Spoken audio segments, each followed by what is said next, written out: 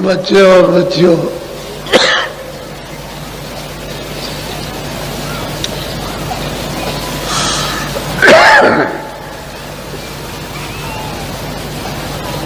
और बच्चियों,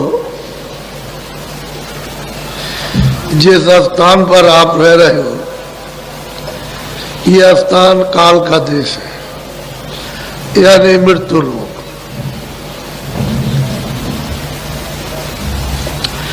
यह आपका घर नहीं है, आपका देश नहीं है, आप यहां रह नहीं सकते हो। तो आप अपने घर में चलने की तैयारी करो, क्योंकि दूसरे के सामान को छोड़ो और अपना सामान पकड़ो। तुम कहोगे मैं ये भी सामान ले जाऊंगा, तो ये सामान वहां जाएगा नहीं। ये जो भी सामान है सब कूड़ा कचरा है, इसमें कुछ नहीं किया, सामान वहां है नहीं। तो दूसरे के सामान को फेंक दो और अपना सामान पकड़ लो, तब तो चल दोगे घर में। और अपना सामान छोड़ दिया, दूसरे को पकड़े हुए हो, तो हमारी दशा क्या हो रही है कि जब तोता पकड़ते हैं तो गिर्री होती है, गिर्री ऐसे उसको लगा देते, तो धीरे से उसको ले जाते हैं डाल के पास में, उसको पहुंचा दिया जहां तोता बैठता है।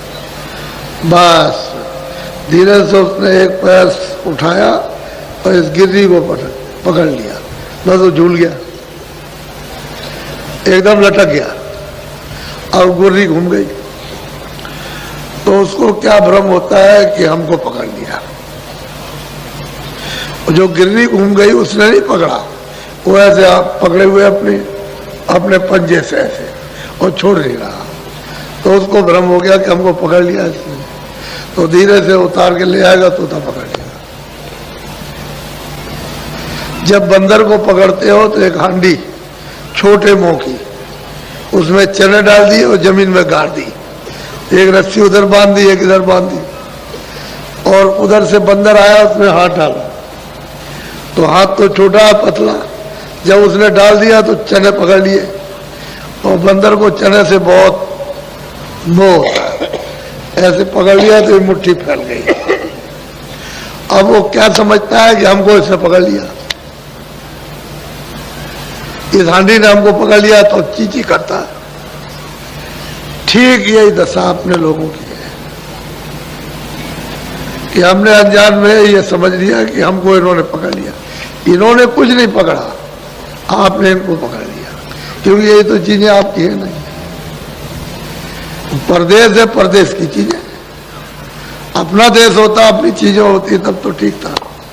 लेकिन पराये देश में आकर के पराई चीजों को पकड़कर, और अब मतलब ये है कि उसको झूल रहे हो और छोड़ नहीं रहे हो। तो महात्मा कहते हैं भाई ये तो परदेश है, अपना देश अपने देश में, चलो अपने घर में। उससे चलने के लिए तुम दरवाजे पे बैठे हुए हो, उसके साथ सामान को पटको और अपना साथ सामान पकड़ो, तो चल पड़ो घर की तरफ। अब तुम ये छोड़ोगे नहीं तो उसका छेद तो बहुत छोटा है, सुई होती है उसके 1000 यानी छेद किए जाओ, उससे भी छोटा है, तो उसमें ये कैसे सूख जा सकता है? ये संसार सूप है, ये उसमें नहीं जाएगा। अगर बारीक हो जाओ तो चले जाओ छेद, तो सामान फेंक दो तो बारीक हो जाओगे, उसके छेद में चले जाओ, निकल जाओ। तो जीवात्मा दोनों आंखों के मध्य भाग में बैठी है,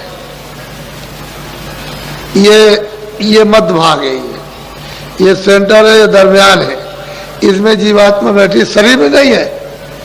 ये नाक है, ये मुंह है, गला है, सीना, ये नाभि है, इंद्रिय द्वार, इधर कुछ नहीं, यहां से नीचे कुछ नहीं है। वो तो आकाश तो यहीं तक है।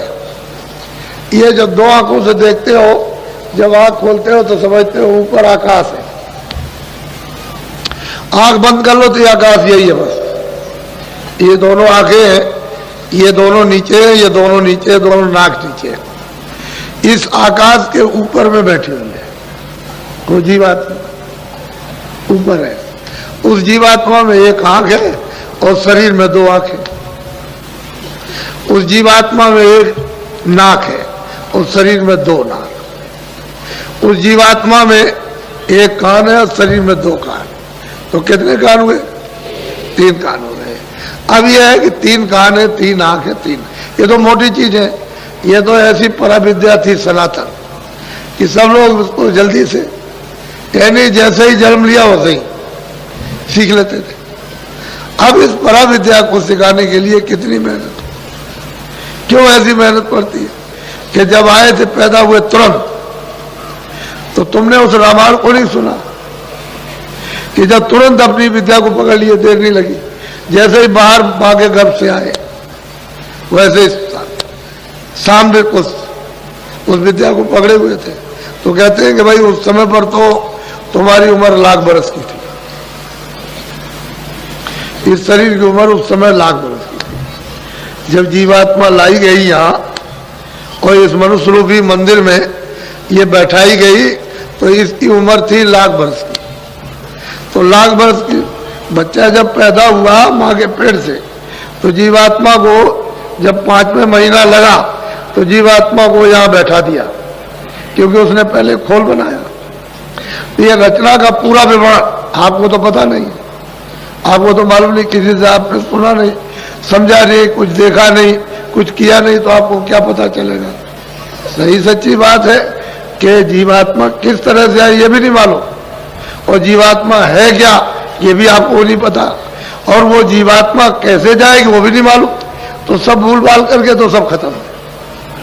लेकिन जो हमारी सनातन पराविद्या ईश्वरीय आध्यात्मिक योग विद्या थी वो तो प्राय सबकी, सब लोग, तब तो रामायण में उन्होंने कहा है कि सतयुग जोगी सब विज्ञानी, एक भी यानी अल्प नहीं था, अज्ञान नहीं था, सब जोगी और सब विज्ञानी, कर हर ध्यान करे बहु प्राणी, सब के सब प्रभु के ध्यान में संलग्न थे और पार। जैसे ही समय पूरा हुआ लाख बरस के वैसे सीधे पार गए। उसी को कहते हैं भवसागर नदी से पार जाओ। अब वो तो मतलब यह है कि जब उसके देश का विधान बन गया और आपको उसका अधिकार दे दिया कि देखो मेरे देश का ये विधान है, उसने बना दिया और तुमको मैं पूरा अधिकार देता हूं, तो विधान बना। तो ऐसे तो विधान बनाया नहीं। जब लाख बरस की आयु पूरी हुई तो ये जीवात्मा सब वापस गई, क्योंकि कोई चौकी पहरा रोक टोक कुछ बंधन तो था नहीं उस समय, कोई पाप नहीं, पुण्य नहीं, अच्छा नहीं, बुरा नहीं, ये कुछ नहीं था, कोई किसी तरह की गंदगी थी नहीं। तो ये जीवात्मा लाख बरस पूरा क्यों वापस गई? तो इस तरह की अनगिनती खेपें यहां आकर के वापस चली गई। लेकिन जब देखा कि सभी चली जाएगी और यहां कुछ नहीं रहेगा, तब फिर उन्होंने ये बंधन लगाया। तो ऐसे बंधन नहीं लगा, बंधन लगाने में बहुत समय लगा। अपनी शक्तियां पैदा करेंगे, उनसे तपस्या कराएंगे, फिर उसको उनको अपना हुक्म देंगे, उसके बाद फिर वो मतलब विधान बनेगा, विधान बनाने के बाद फिर सुनाया जाएगा, सुनाने के बाद तब आपको अधिकार बताया जाएगा। तो समय लगा, बहुत समय, 20,000 बरस तो तप में लग गए। उसके बाद में उन्होंने हुक्म दिया तो फिर विधान बना। जब समाधि लगाई तो देववाणी हुई ईश्वर की कि हम जो बोले सो लिख दो। तो जो जो बोलते गए वो लिखते चले गए। उस समय पर तो कोई कागज नहीं था इस तरह का, तो पेड़ों की छाल निकाल करके उसी में लिख दिया। उसी को 4 वेद कहते हैं।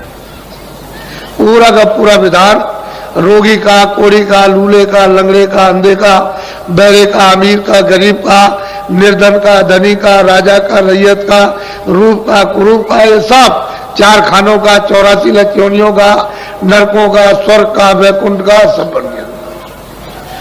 और आपको बता दिया, सुनाया कि भाई देखो बता दो कि विधान बन गया है, सबको अधिकार दिया जाएगा।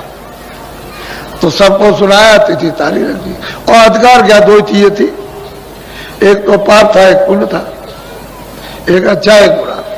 उन्होंने कहा देखो ये अच्छा है बुरा, तुम सत्य बोलो असत्य बोलो तुम्हारी मर्जी, आंखों से अच्छा देखो बुरा देखो तुम्हारी मर्जी, कान से अच्छा सुनो बुरा सुनो तुम्हारी मर्जी, बुद्धि से अच्छा विचार करो, बुरा करो तो तुम्हारी इच्छा की बात। हमारी तरफ से पाप पुण्य में कोई भी रोक टोक नहीं है कि ये मत करो ये करो, ना हम पुण्य में रोकेंगे ना पाप में रोकेंगे। तो आपको पूरा अधिकार मृतलोक में दे दिया। इतना अधिकार दिया ईश्वर के पास, यानी गाठ के पास, खुदा के पास भी अधिकार नहीं है जो आपको मृतलोक में उसने अधिकार दिया। अब इतना अधिकार दे दिया और आपको मतलब यह कि दे करके तिथि तारीख रखकर जब निकल गई तो अब इस बात का है कि पहले तो पुण्य भी नहीं था, तो जब पुण्य नहीं था तो उसकी गंदगी क्यों जमा हो? तो पाप तो था ही नहीं, तो पुण्य भी नहीं था, तो पाप और पुण्य। अब यह है कि पुण्य है तो पुण्य की भी गंदगी जमा होगी, बोझा जमा होगा, तैयार होगा। और पाप का भी, तो कभी पाप कभी पुण्य, कभी पाप कभी पुण्य। पहले तो आप बुरा काम करते नहीं थे, सब अच्छे काम, कितने युगों तक अच्छा काम करते रहे, लेकिन सवाल इस बात का कि पुण्य का भी बोझा जमा हो गया, अब उसका भी फल आपको पाना। पहले न पुण्य का था न पाप का था। फिर कभी आपसे बन गया अधिकार, आपको मिला तो आपने कभी एक झूठ बोल दिया, कभी दो झूठ बोल दिए, कभी चार, फिर झूठ बोल दिया, कभी धोखा दे दिया, कभी बेईमानी कर ली, ऐसे कभी कभी, तो वो भी जमा हो गया। ऐसे जमा होते जब आपकी लाख बरस की उम्र है तो उसमें पता नहीं क्या क्या हो जाएगा। तो ये पाप पुण्य सब मिश्रित हो गए तो बोझा। लेकिन जब तुम्हारे ऊपर कोई बोझा नहीं था, पाप पुण्य का कोई विधान नहीं था, पूरी स्वतंत्रता थी, स्वाधीनता थी कि जब चाहो उसके पास जाओ, जब चाहो लौट आओ, दिन में 100 बार जाओ, 100 बार लौट आइए उसके पास। लेकिन जब यह अधिकार दे दिया तो रोक टोक क्यों हुई कि ये पाप पुण्य, ये अच्छा ये बुरा, अच्छा बुरा, भाई यही से बंधन पड़ेगा।